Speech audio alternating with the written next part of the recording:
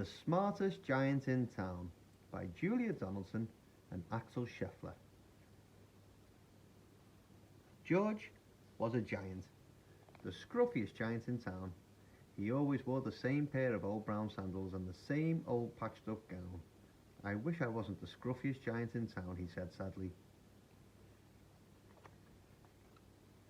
But one day, George noticed a new shop. It was full of smart clothes. So he bought a smart shirt, a smart pair of trousers, a smart belt, a smart stripy tie, some smart socks with diamonds up the sides, and a pair of smart shiny shoes. Now I'm the smartest giant in town, he said proudly. George left his old clothes behind in the shop. He was about to go home when he heard a sound. On the pavement stood a giraffe, who was sniffing sadly. "What's the matter?" asked George.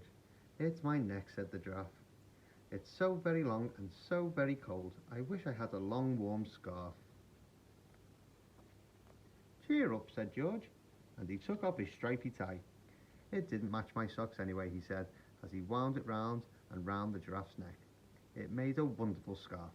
"Thank you," said the giraffe. As George strode towards home, he sang to himself, "My tie is a scarf for a cold giraffe, but look at me up and down. I'm the smartest giant in town." George came to a river. On a boat stood a goat, who was bleating loudly. "What's the matter?" asked George. "It's my sail," said the goat. "It blew away in a storm. I wish I had a strong new sail for my boat." "Cheer up," said George, and he took off his new white shirt. "It kept coming untucked anyway," he said as he tied it to the mast of the goat's boat. "It made a magnificent sail." "Thank you," said the goat. George strode on singing to himself, "My tie is a scarf for a cold giraffe. My shirt's on a boat is a sail for a goat, but look me up and down.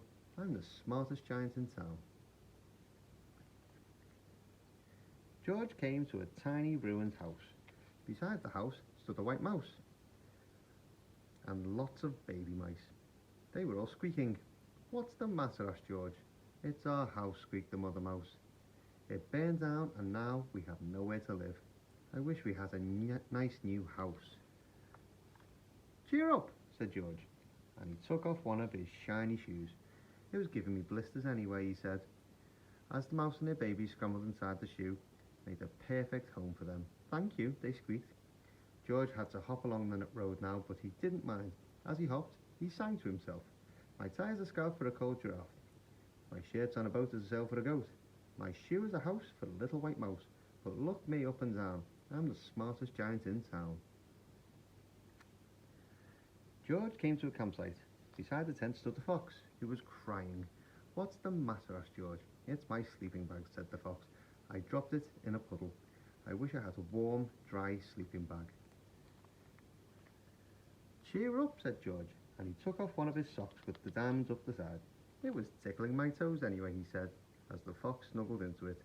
It made a very fine sleeping bag. "Thank you," said the fox. George hopped on singing to himself, "My tie is a scarf for a cold giraffe. My shirt's on a boat as a sail for a goat. My shoe is a house for a little white mouse. One of my socks is a bed for a fox, but look me up and down. I'm the smartest giant in town." George came to a big squelchy bog. Beside the bog stood a dog, who was howling. "What's the matter?" asked George. "It's this bog," said the dog. "I need to get across, but I keep getting stuck in the mud. I wish there was a safe, dry path." "Cheer up," said George, and he took off his smart new belt. "It was squashing my tummy anyway," he said as he laid it down over the bog. It made for an excellent path. "Thank you," said the dog. The wind started to blow, but George didn't mind. He hopped on singing to himself, "My tie is a scarf for a cold giraffe. My shirt's on a boat as a sail for a goat. My shoe is a house for a little white mouse. One of my socks is a bed for a fox. My belt helps a dog who was crossing a bog. But my trousers are falling down. Oh, I'm the coldest giant in town." Suddenly George felt sad and shivery and not at all smart. He stood on one foot and thought, "I'll have to go back to the shop and buy some more clothes," he decided.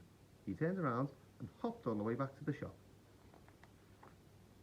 But when he got there, it was closed. "Oh no," cried George. He sank down onto the doorstep and a tear ran down his nose.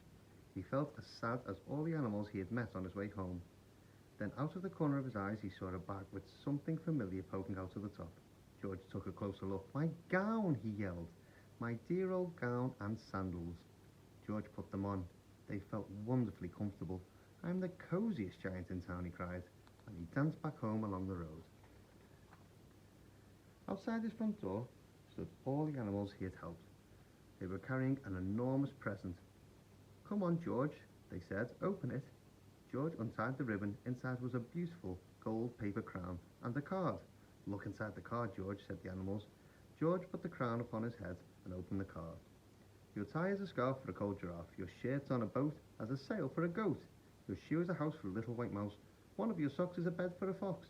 Your belt helped a dog who was crossing a bog. So here is a very fine crown to go with the sandals and gown of the kindest giant in town."